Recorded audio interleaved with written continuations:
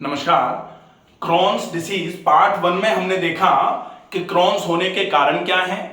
आंतों में सूजन जो आती है, उस आंतों की सूजन में सहायक कौन से फैक्टर्स होते हैं, क्रॉन्स की डायग्नोसिस कैसे की जा सकती है, क्रॉन्स के सिम्टम्स क्या क्या होते हैं और क्रॉन्स को ट्रीट करने के लिए बाकी कौन से ऐसे फैक्टर्स हैं जिनका यूज आप कर सकते हैं।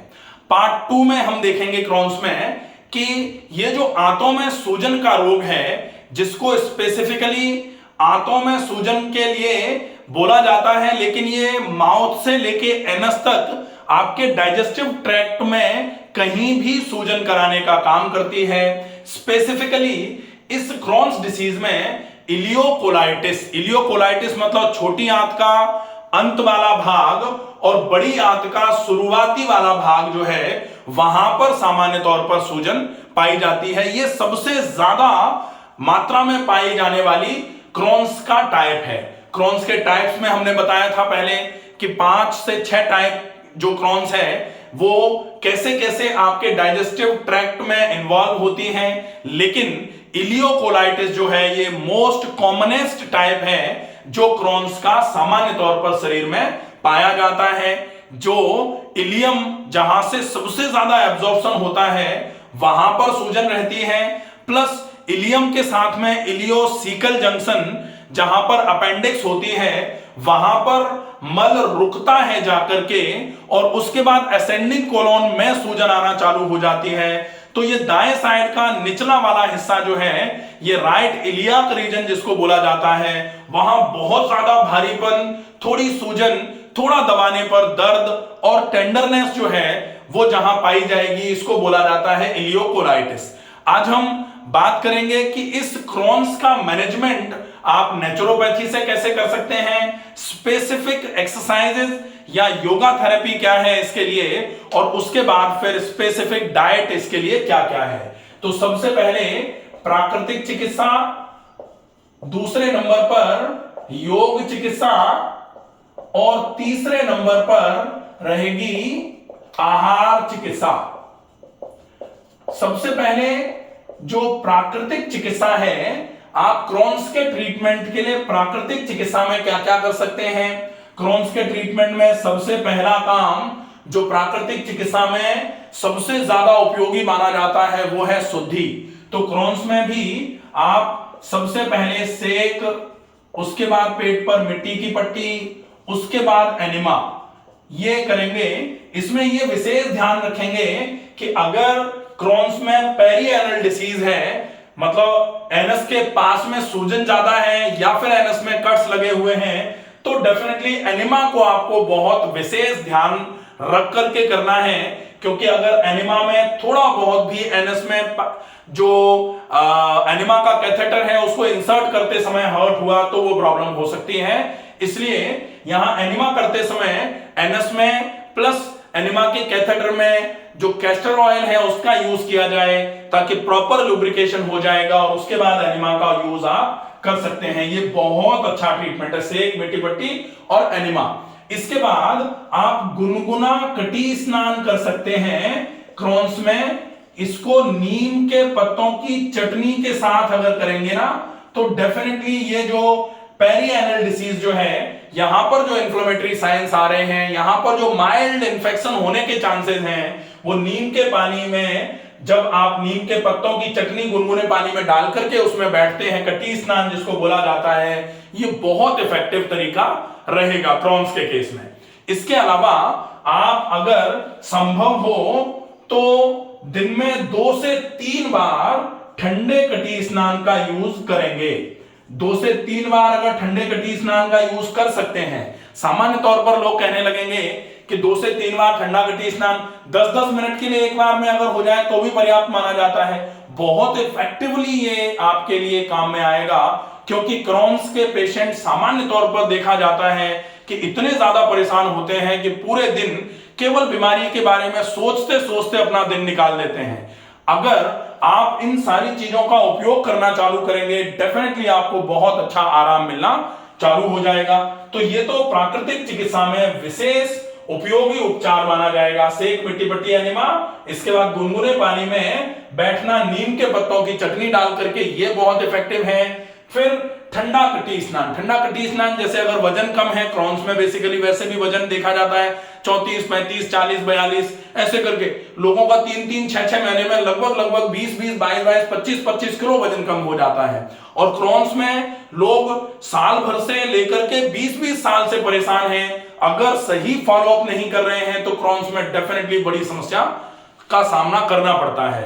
कभी कभी क्रॉन्स में ऐसा देखा जाता है कि ये जो आंतों की सूजन का रोग है, इसमें आपको 6 महीने साल भर तक बिल्कुल बढ़िया आराम लग रहा है, लेकिन कहीं अगर आपने थोड़ा सा भी ट्रिगरिंग फैक्टर वाला काम कर दिया, जैसे स्मोकिंग हो गई या लेट नाइट डिनर बहुत ज्यादा मात्रा में कर लिया, या फिर आपने बहुत स्पाइसी खाना खा लिया, तो ये ऐसे करके वापस आएगा जैसे कभी गया ही नहीं था। तो ये ट्रिगरिंग फैक्टर से आपको बहुत ज्यादा बचने की आवश्यकता होती है, इसका विशेष ध्यान रखें। ये प्राकृतिक चिकित्सा में कुछ विशेष इलाज आप आसानी से कर सकते हैं। अब बारी आती है योग चिकित्सा।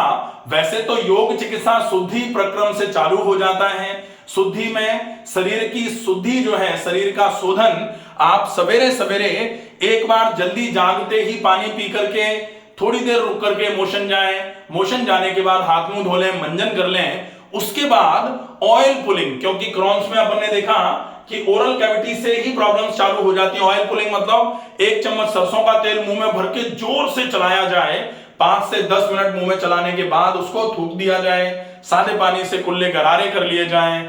उसके बाद फिर आप अगर संभव हो जाए तो पानी की नैती, जल नैती बोला जाता है, यह शुद्धि क्रिया है। जल नैती करने के बाद थोड़ा सा सफेदे की भाप, फेशियल स्टीम आप देख सकते हैं, jal neti by doctor Ramakant Sharma, facial steam by doctor Ramakant Sharma, ये दोनों चीजें करने के बाद फिर नश्य करिए। नश्य मतलब नाक में गाय का घी, नश्य बाय डॉक्टर रमाकांत शर्मा। ये पूरे अलग अलग वीडियोस आपको मिल जाएंगे, इनको कैसे करना है, परफेक्ट वे ऑफ डूइंग क्या होना चाहिए, ये आप पूरा अच्छे से समझ के इसका फॉलोअप करेंगे। उसके बाद फिर आप तैयार होते हैं व्यायाम करने के लिए। तो व्यायाम में सामान्य तौर पर क्रॉन्स में सबसे ज्यादा इफेक्टिव होता है वार्मिंग अप एक्सरसाइजेज आप करिए, खून की चाल जिससे पूरे शरीर में बढ़ना चालू हो जाए, जिसमें आप सूर्य नमस्कार कर सकते हैं अगर आपको ज्यादा थकान नहीं है, या फिर अगर आपको ज्यादा थकान है तो आप 20 से 30 से 40 मिनट के आसपास टहलने की प्रक्रिया का अभ्यास करिए।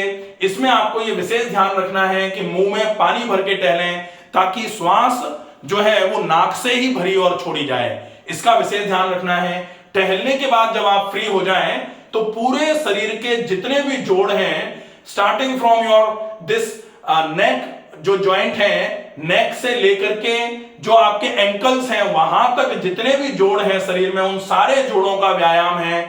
Joint exercises bye doctor Ramakant Sharma, ये पूरा एक वीडियो है, उसको देख करके उन एक्सरसाइजेस का अभ्यास कर लिया जाए। फिर इसके बाद प्राणायाम।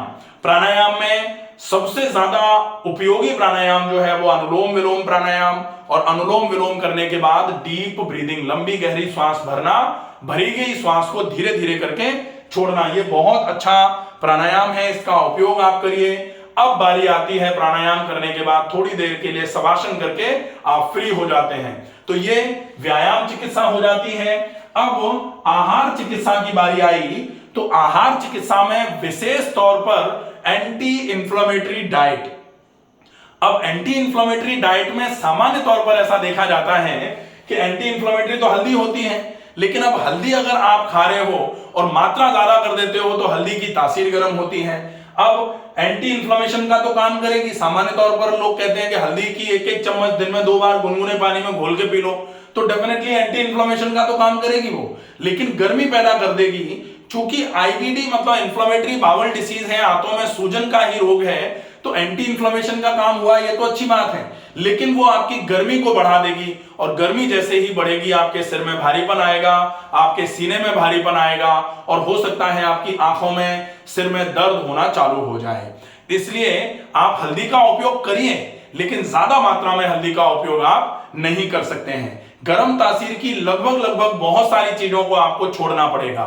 साथ में इस चीज का विशेष ध्यान रखना है कि यहां पर जैसे क्रॉन्स डिसीज जो है, क्रॉन्स डिसीज में आपको क्रॉनिक डायरिया का भी सिम्टम होता है, तो डाइरेटिंग नेचर की जो भी चीजें हैं उनका भी आपको उपयोग ज्यादा नहीं करना है।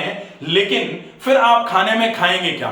तो सवेरे से लेके शाम तक बहुत अच्छा रहे अगर आप 7 दिन के लिए सिर्फ दिन में 2 से 3 बार दाल और चावल की बनी हुई सब्जी डाल करके खिचड़ी अगर आप बनाते हैं और उस खिचड़ी का अगर आप उपयोग करते हैं तो बहुत अच्छा रहेगा, जो आप ब्रेकफास्ट में भी ले सकते हैं, लंच में भी ले सकते हैं और डिनर में भी ले सकते हैं। अब इस खिचड़ी के साथ चूंकि सब्जियां बहुत सारी डली हैं तो फिर सब्जियों की वजह से इसमें फाइबर बहुत अच्छी क्वांटिटी में है। आप दाल और चावल को लगभग 2 घंटे पहले सादे पानी में अच्छे तरीके से धो के फिर भिगो के छोड़ दीजिए और उसके बाद वो दाल और चावल आप सब्जियों के साथ में डाल करके खुले में उबाल करके खिचड़ी बनाइए और उस खिचड़ी का उपयोग करेंगे।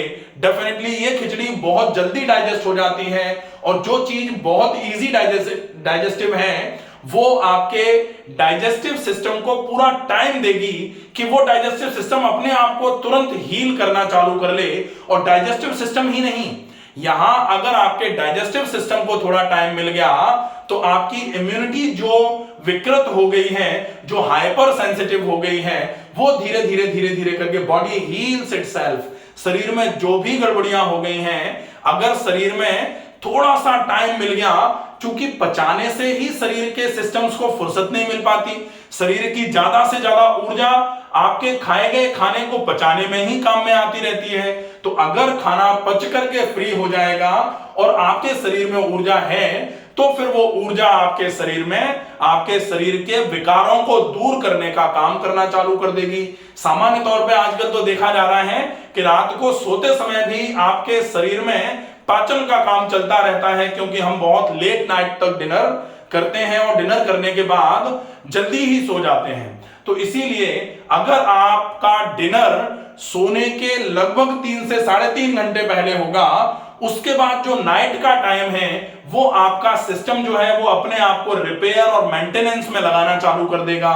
और जैसे ही रिपेयर मेंटेनेंस में आपका शरीर थोड़ा समय निकाल करके लगाना चालू करेगा तो आपके शरीर में कहां क्या क्या गड़बड़ी हो रही है वो सारी गड़बड़ियां स्वतः ही अपने आप धीरे धीरे करके ठीक होना चालू हो जाएंगी। इसके अलावा आप सौंफ और मिश्री का यूज कर सकते हैं। सौंफ जो है वो एंटी इंफ्लेमेटरी मानी जाती है, सौंफ जो है वो एंटासिड भी रहती है, सौंफ जो है वो आपकी एंटीऑक्सीडेंट से रिच है, फ्री रेडिकल्स को बाइंड करके शरीर में से निकालने का काम करवाने का काम करती है। तो सौंफ मिश्री का यूज कर सकते हैं। आंतों की सफाई धुलाई के लिए आप आंवले का उपयोग कर सकते हैं। आंवला अगर आप अकेला लेते हैं तो डेफिनेटली वो डायरेटिंग हो जाएगा, इसलिए आप आंवले को मिक्स कर दीजिए मिश्री के साथ में, बेस बनाइए मिश्री से, ज्यादा मिश्री थोड़ा आंवला। ये आंवला आपके लिए एंटी इंफ्लेमेटरी रहेगा, आंवला आपके लिए एंटीऑक्सीडेंट रिच है। ये बहुत इफेक्टिव तरीके से आपकी आंतों की सूजन को दूर करने में सहायक होगा और आंतों पर चिपके हुए क्रिप्स पर जो चिपका हुआ मल रहता है उसको एकदम से कुरेद करके बाहर निकालने में मदद करेगा। तो आंवला और मिश्री का यूज आप सवेरे सवेरे मोशन जाने के तुरंत बाद कर सकते हैं, ये बहुत इफेक्टिव रहेगा। इसके अलावा आप अगर भूख लगना चालू हो जाती, सामान्य तौर पर क्रॉन्स के साथ एक सिम्टम होता है भूख नहीं लगना, एनोरेक्सिया जिसको बोला जाता है, लॉस ऑफ एपेटाइट। अगर 2 से 3 दिन में आपको तेज भूख लगना चालू हो तो आपको इतना जरूर ध्यान रखना है कि ज्यादा मात्रा में फल खा सकते हैं, उबली हुई सब्जियों का उपयोग कर सकते हैं। अगर आपको बहुत भूख लगे तो आप सब्जियों की स्मूदी बना के ले सकते हैं, लेकिन ग्रेन्स आप कम से कम 7 दिन तक नहीं खाएं।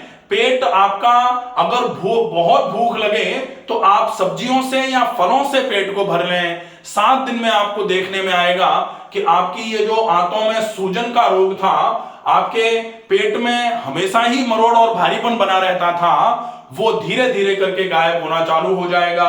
और इसके बाद आपको क्या करना है ये पूरा स्पेसिफिकली आपको अलग से बता दिया जाएगा। अगर आपको कोई समस्या लगे या आपने सीटी स्कैन या फिर आपने कोलोनोस्कोपी या एंडोस्कोपी करा रखी है, उसमें आपके गैस्ट्रोड्यूोडेनाइटिस आया है या फिर यहां पर इंटरनल हेमोरॉइड्स आ रहे हैं कोलोनोस्कोपी में, तो डेफिनेटली ये मान लिया जाए कि गैस्ट्राइटिस और इंटरनल हेमोरॉइड ये 2 अलग अलग चीजें नहीं हैं। फिर ये क्रॉन्स में रखी जाने वाली आईबीडी की, इंफ्लेमेटरी बाउल डिसीज की प्रॉब्लम है। मैंने गैस्ट्राइटिस, आईबीएस और आईबीडी में डिफरेंस क्या है ये पूरा वीडियो बना रखा है, आप उसको जाके पूरा देख सकते हैं। आशा है ये वीडियो आपके लिए मददगार साबित होगा। ज्यादा से ज्यादा लोगों तक इस वीडियो को शेयर करें। स्वस्थ रहिए, सुरक्षित रहिए। धन्यवाद।